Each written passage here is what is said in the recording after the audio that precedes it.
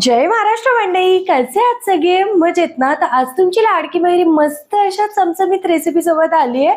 तर पावसाळा आणि भजी हे कॉम्बिनेशन कोणाला आवडत नाही राव, आणि त्यासोबत गरमागरम चहा.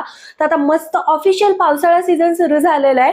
म्हणूनच मी आपल्या चॅनलवर आजपासून ना छान अशी पावसाळा सिरीज सुरू करते, ज्यामध्ये तुम्हाला भजीचे वेगवेगळे प्रकार बघायला मिळतील. एक दोन नव्हे तर भरपूर असे वेगवेगळे भजीचे प्रकार मी तुम्हाला दाखवणार आहे, जे की बनवायला अगदी सोपे, कमी वेळात कमी साहित्यात होतात आणि खायला इतके छान लागतात ना. त्यातल्या त्यात कमी ऑइली होण्यासाठी ना खास टिप्स आणि ट्रिक्स सुद्धा सांगणार आहे. तर आज आहे आपला एपिसोड 1 आणि आजच्या एपिसोड मध्ये मी बनवणार आहे सगळ्यांची फेवरेट मस्त अशी गोल भजी. ती अशी बाहेर स्टॉलवर मिळते ना, अगदी तशी बनवणार आहोत आपण. तर चला आजच्या एपिसोड 1 ला सुरुवात करूया आणि मस्त गोल भजी बनवूया. तर मंडळी, ह्या गोल भजीसाठी ना जास्त काही फॅन्सी साहित्य सुद्धा लागत नाही. जे काही आपल्या घरात आहे ना त्यामध्ये ही भजी होऊन जाते. ती इथे मी एक मोठी वाटी बेसन घेतलेलं आहे. त्याचसोबत 3 ते 4 मीडियम आकाराचे कांदे ना मस्त असे चौकोनी आकारात कापून घेतलेत. त्याचसोबत अर्धा चमचा ओवा, चवीनुसार मीठ, अर्धा चमचा हळद आणि तुम्हाला तिखटानुसार मिरची किती हवी आहे ती तुम्ही घेऊ शकता. मी इथे तिखट मिरच्या घेतलेत 3. त्याचसोबत भरपूर अशी कोथिंबीर घ्यायची आहे बस, आणि सोडा घ्यायचा आहे. पण सोडा आपण आत्ताच टाकणार नाहीये, त्यामुळे मी काढून नाही ठेवलाय. सो आपण जे बेसन घेतलंय ते ह्याच्यामध्ये ऍड करायचं. त्याचसोबत ना हे बघा, मस्त इथे ओवा जो घेतलाय ना, ह्या भजीमध्ये ओवा अजिबात मिक्स करायचा नाही बरं का. माझी आजी ही भजी काय कमाल करायची राव, अजूनही तिच्यासारखी आम्हाला जमत नाही अजिबात. त्याचसोबत ना बाकी जे साहित्य घेतलंय ना ते सगळं ह्याच्यामध्ये ऍड करायचंय आपल्याला. बरेच जण ह्या भजीमध्ये हळद टाकत नाहीत, पण मला हळदीशिवाय कुठलीच भजी आवडत नाही, त्यामुळे मी हळद ना अवश्य ऍड करते. आणि बऱ्याचदा सगळ्यांचा प्रश्न असतो की ताई आम्ही घरी भजी बनवतो, पण जी गाड्यावर मिळते ना तशी लागत नाहीत. आपली सगळ्यात मोठी आणि पहिली चूक म्हणजे आपण जेव्हा हे सगळे जिन्नस टाकतो ना लगेच पाणी ऍड करतो. सो तसं न करता हे बघा, हे कोरडे सगळे जिन्नस ना व्यवस्थित पहिले हाताने मळून घ्यायचे, जेणेकरून हे कांद्याला प्रॉपर असं पीठ लागलं जातं. हे बघा, व्यवस्थित असं हाताने मिक्स केलं की ना मग आता पाणी टाकून मळायचंय. थोडीशी ह्याच्यात ना कोथिंबीर ऍड करूया आणि आत्ता परत एकदा हाताने मिक्स करून मग पाणी टाकून आपल्याला हे पीठ मळायचं. आणि सोडा सुद्धा आत्ताच ऍड करायचं नाही, कधी करायचं ते सुद्धा मी तुम्हाला सांगते. आणि या भजीत ना पाणी पण एकदाच भस्कन ओतायचं नाही, थोडं थोडं ओतून ना पहिले मिक्स करत राहायचं. कारण या भजीचं कसं असतं, जर तुमचं पीठ ना जास्तच पातळ झालं तर तुम्हाला चमच्याने ही भजी सोडावी लागते आणि आकार सुद्धा हिचा प्रॉपर येत नाही. आणि ना पाणी जर कमी पडलं तर ही भजी ना एकदम अशी कडक होते, आतून सॉफ्ट होत नाही आणि अशी घशात ना अशी दाटली जाते, म्हणजे लागतेची भजी घशाला अशी. त्यामुळे ना असं व्यवस्थित मिक्स करायचं थोडं थोडं पाणी ओतून. माझी आजी म्हणायची सुगरणीसारखी भजी बनवायला यायला पाहिजे, पण अजून काही तिच्यासारखी आली नाही, पण ठीक आहे, चांगली होते तशी पण. आणि भजी ना छान, माझी मम्मी तर इतकी छान बनवते ना, म्हणजे पाऊस पडला की आमच्या घरी भजी आणि चहा, मग सकाळ असो, दुपार असो किंवा संध्याकाळ असो, इतकी भजी बनवली जाते. आणि या भजीमध्ये ना कांद्याचा वापर जास्त करायचा, म्हणजे बेसन जास्त नाही झालं पाहिजे, नाही ही भजी ना अशी थोडीशी कडक होते. कांदा जास्त टाकला ना की चव अगदी छान लागते. आणि या पिठाला ना भरपूर असं मळून घ्यायचं हाताने. हे बघा, प्रॉपर असं, म्हणजे सगळं अगदी छान मुरलं जातं.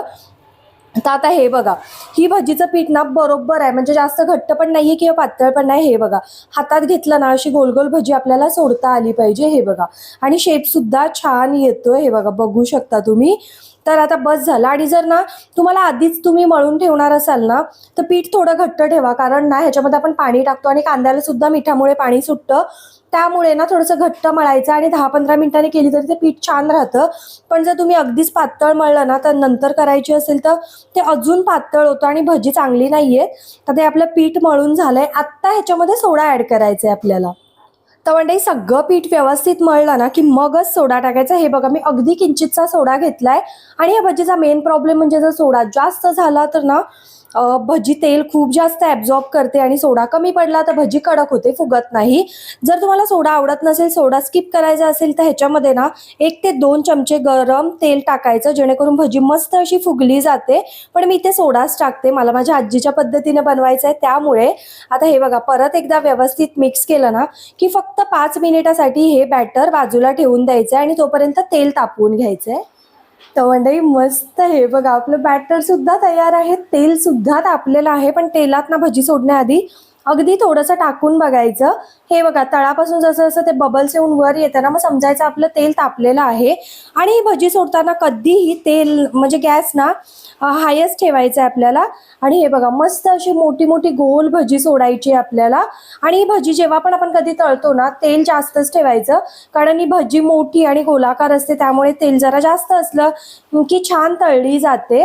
आणि जितकी कढईत बसते ना तितकीच टाका, उगीच जास्त टाकलं ना त्यांचा शेपच बिघडून जातो एकमेकांना चिटकून.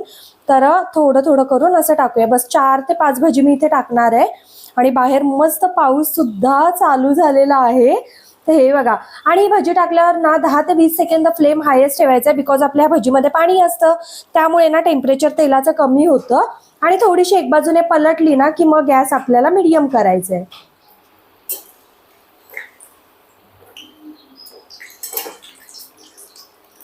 हे बघा मस्त अशी एका बाजूने थोडासा लालसर कलर आला, आपण भजी पलटली ना की ना गॅस आता मीडियम करून घ्यायचंय. लो पण नाही करायचा, नाही तर खूपच वेळ लागतो. मीडियम गॅसवर मस्त आतपर्यंत ती ना शिजली जाते. नाही तर बऱ्याचदा आपण हाय फ्लेमवर ना भजी तळतो, वरचं तर कुरकुरीत होतं पण आतमधून बऱ्याचदा भजी कच्ची राहते. त्यामुळे मीडियम फ्लेमवर तळलं ना बाहेरून सुद्धा कुरकुरीत होते आणि आतून सुद्धा शिजली जाते. तर हे बघा मस्त अशी मीडियम गॅसवर आपली भजी बघा छान अशी लालसर कलर सुद्धा आला आणि प्रॉपर आतपर्यंत तळली गेलेली आहे. त्याचसोबत बाहेरून मस्त क्रिस्पी सुद्धा झाली आहे. तर आता आपण हिला एका ना भांड्यात काढून घेऊया आणि बाकीचे सुद्धा असेच काढूया. तर मी ही भजी ना 1-2 माणसांसाठी पुरेशी होईल इतकीच काढली आहे. जर तुमच्याकडे ना जास्त लोक असतील ना तर जास्त कांदा बेसन टाकून तुम्ही अजून प्रमाण वाढवू शकता. तर आपण ना आता बाकीची सुद्धा काढून घेऊया. ॲक्च्युली मी 5 मिनिटं हे बॅटर ठेवायचं होतं, पण 10 ते 15 मिनिटं कामाच्या नादात ते बाजूला राहिलं. त्यामुळे ना अजून माझं बॅटर पातळ झालेलं आहे. तर थोडंसं मी आता बेसन टाकलंय आणि अजून त्याला घट्ट करून घेतलंय. आता गोल येईल आपली भजी. आधीचा शेप थोडासा बिघडला आपल्या भजीचा. आणि मस्त थंडगार वारा सुटलाय राव आणि पाऊस येतोय. हा हा हा, आणि त्यात ही भजी, वाव यार मजा आ गया आज तो. झाले आपली आता भजी संपलेली आहे 2 बॅचेसमध्ये. हिला सुद्धा व्यवस्थित तळून घेऊया. तर म्हणजे आपलं दुसरी भजीचं बॅच सुद्धा रेडी आणि बघू शकता ह्याचा शेप बघा मस्त गोल गोल आला एकदम गुलगुल्यासारखा. तर ना हे आता आपण काढून घेऊया एका ह्याच्यामध्ये. आणि हो मेन गोष्ट राहिली, भजी सोबत तळलेली मिरची नाही असं कसं होईल राव, ती तर हवीच ना. आता मी गॅस बंद केलाय आणि आता जरा लांबच राहायचा मिरच्या टाकल्यावर, त्याचा तडात तड उडतात. आणि कधीही मिरची तळताना ना तिला कट्स मारून टाकायच्या. हे बघा, चला मिरच्या सुद्धा तयार आहेत मस्त पैकी. हा क्या बात आहे राव. आता या भजीला सर्व करून घेऊया. मंडई मस्त अशी गरमागरम आपली गोल कांदा भजी तयार आहे. आणि बघू शकता कसली क्यूट शेप आलाय. त्यातल्या त्यात ना कुरकुरीत सुद्धा झाली आहे बाहेरून आणि आतपर्यंत शिजली गेली आहे. आणि ह्यासोबत तळलेल्या मिरच्या, वा राव काय कॉम्बिनेशन आहे. माझ्या तर आत्ताच तोंडाला पाणी सुटलंय. मस्त गरमागरम चहा आणि बाहेर ना पाऊस पडतोय. हा हे बघा, तर तुम्ही सुद्धा ना नक्की बनवून बघा. हे बघा मी तुम्हाला एक तोडून दाखवते. वा, हे बघा आतपर्यंत एकदम शिजली गेली आणि मस्त अशी सॉफ्ट फोकस झाली आहे. अशी कडक कुठेच दिसणार नाही तुम्हाला भजी. तर एकदा नक्की बनवा आणि कशी झालेली मला कमेंट करून सांगा. आणि व्हिडिओ आवडला तर लाईक करा, चॅनलला सबस्क्राईब करा. भेटत राहील अशाच नवनवीन व्हिडिओ सोबत. टिल देन बाय गाईज, खात राहा मजेत राहा.